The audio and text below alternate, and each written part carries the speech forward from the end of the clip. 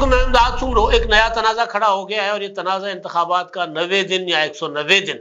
ایک تحریک اٹھتی ہوئی نظر آ رہی ہے. اگر ایسی تحریک کوئی اٹھتی ہے تو اس کو اسٹیبلشمنٹ کیسے فیس کرے گی؟ تحریک انصاف پہلے ہی انتخابات کے لیے 90 دن کے اندر انتخابات پر زور دے رہی ہے. تحریک انصاف سپریم کورٹ میں جانے کا اعلان کر چکی ہوئی ہے. Supreme court bar association supreme court میں چلی گئی ہوئی ہے اور تحریک انصاف نے خود اعلان کیا ہے. کل شاہ محمود قریشی صاحب نے گرفتاری سے پہلے پریس کانفرنس کی اور پریس کانفرنس کر کے انہوں نے اعلان کر دیا کہ جناب ہم سپریم کورٹ میں جا رہے ہیں. انہوں نے اپنے وکلاء کا پینل بھی بتا دیا کہ کون کون سے وکلاء جو ہے وہ پٹیشن تیار کریں گے, سپریم کورٹ میں جائیں گے اور کیا ان کا جو ہے وہ فوکس ہوگا, کن پوائنٹس پر کیا نکات اٹھائیں گے سپریم کورٹ میں.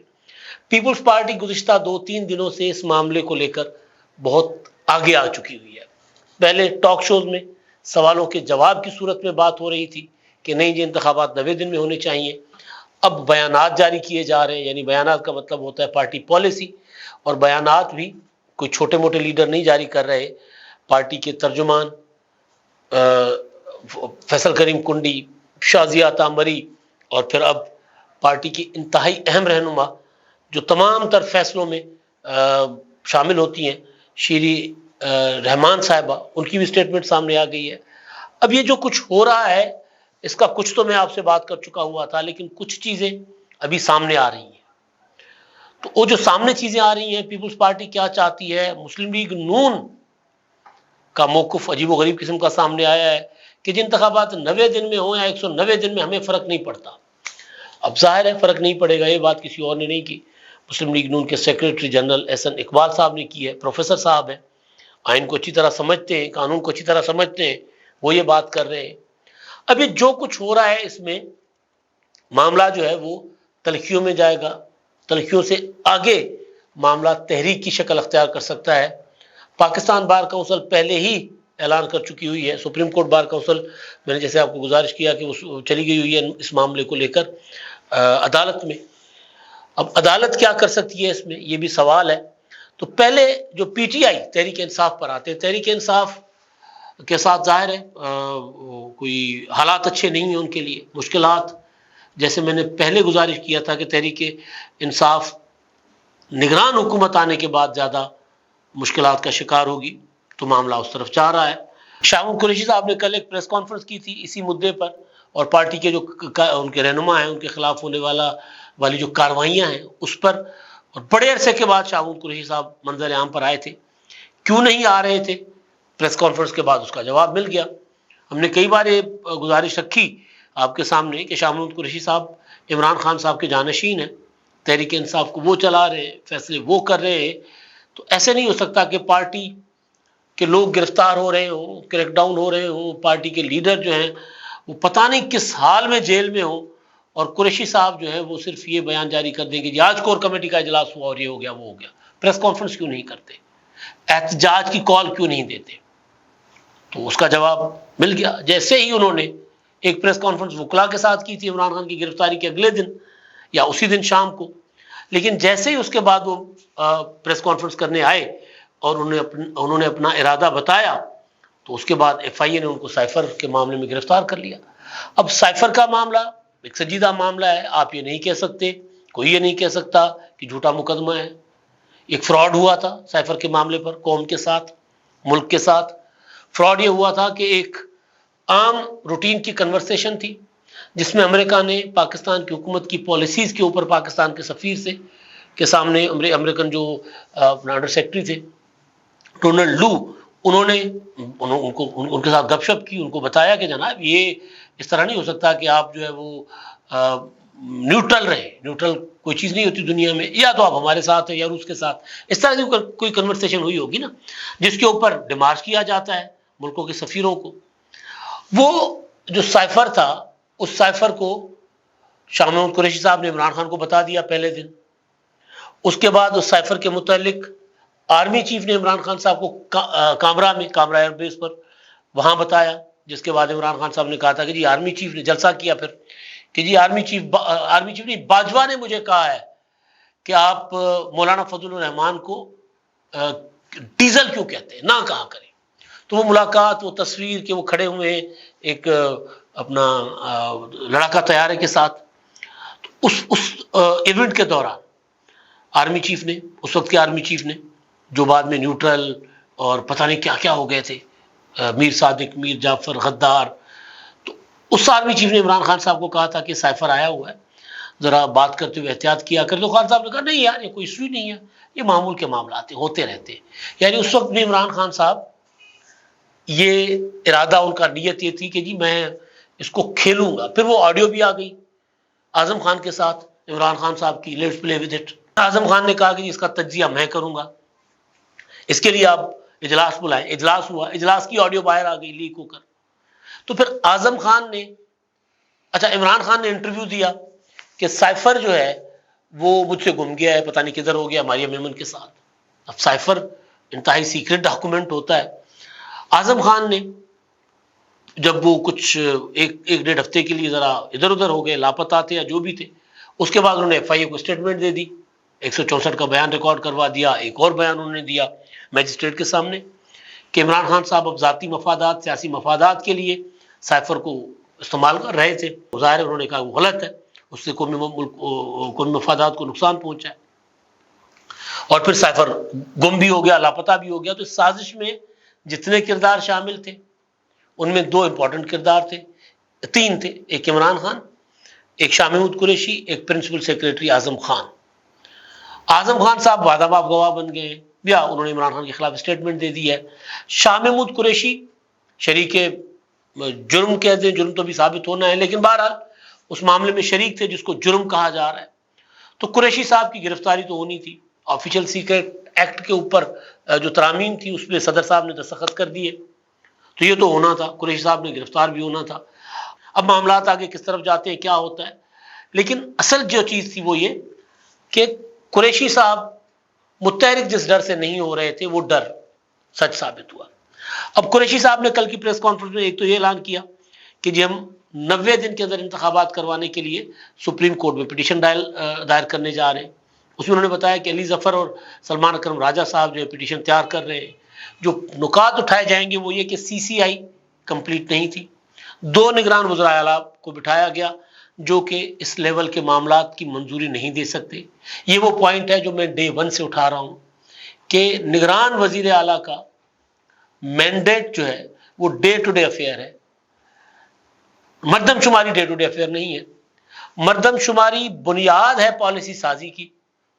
مردم شماری کی بنیاد پر ملک میں معیشت، اپنا مالی اور اختیارات اور انتظامی اختیارات اور پھر نمائندگی فیصلے ہوتے ہیں اس کے کہ قومی اسمبلی میں کس صوبے کی کتنی نمائندگی ہوگی، صوبائی اسمبلی میں کتنی سیٹیں ہوگی، کس ضلع کی، کس ڈویژن کی. تو بیسیکلی ماں ہے مردم شماری پالیسی سازی کی. تو اتنے بڑے امپورٹنٹ قومی ایشو پر ایک نگران حکومت کیسے کوئی فیصلہ کر سکتی ہے؟ یہ میں نے پہلے دن نقطہ اٹھایا ہوا تھا. قریشی صاحب کہہ رہے ہیں کہ جی ہم اسی نقطے کو سپریم کورٹ میں لے کر جائیں گے کہ نگران حکومت کیسے بٹھائی جا سکتی ہے سی سی آئی میں، نگران وزیر اعلیٰ. بات بالکل ٹھیک. دوسرا پوائنٹ جو میں ڈے 1 سے اٹھاتا آ رہا ہوں وہ یہ کہ اگر انتخابات ڈیلے کیے جائیں گے تو پھر سینٹ کے انتخابات مارچ میں ہونے ہیں، ستمبر میں صدر کا الیکشن ہونا ہے، تو دونوں ڈیلے ہو جائیں گے.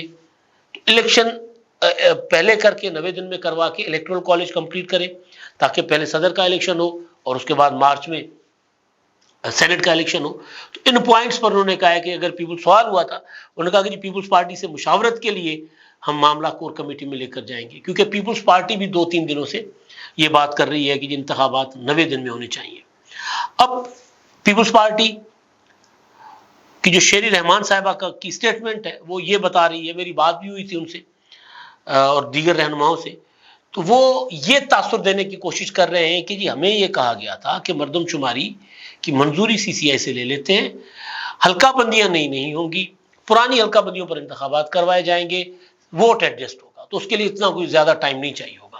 اس طرح کی باتیں وہ لوگ جو ہے وہ کر رہے ہیں.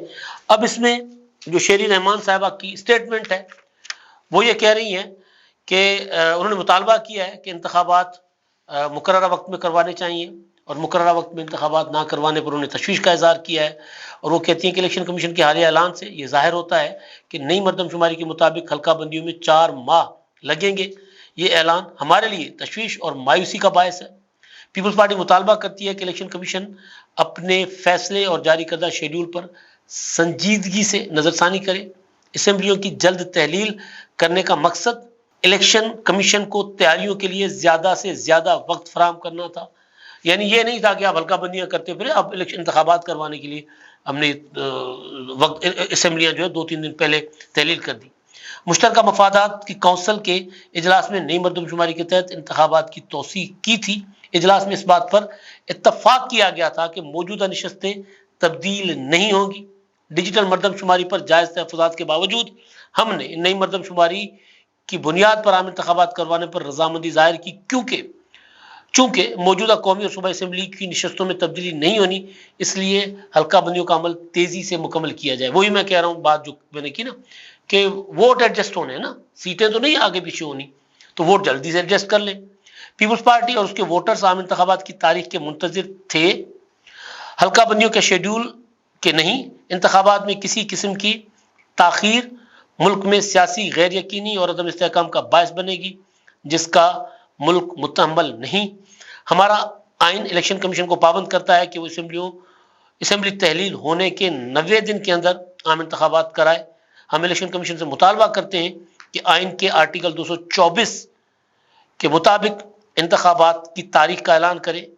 اچھا، دوسری طرف نثار کوروں نے پریس کانفرنس کی اور انہوں نے کہا کہ ہم نے اسمبلی اس لیے نہیں تحلیل کی تھی جلدی کہ نگران آ کر بیٹھ جائیں اور ہم انتخابات کا انتظار کرتے رہیں۔ اب یہ پیپلز پارٹی کی آج کی پوزیشن ہے۔ اس سے پہلے پیپلز پارٹی فروری کی بھی بات کرتی رہی ہے۔ اب اس میں کیا پیپلز پارٹی تحریک میں جائے گی، بڑا کوئی تحریک اٹھائے گی؟ جواب ہے نہیں۔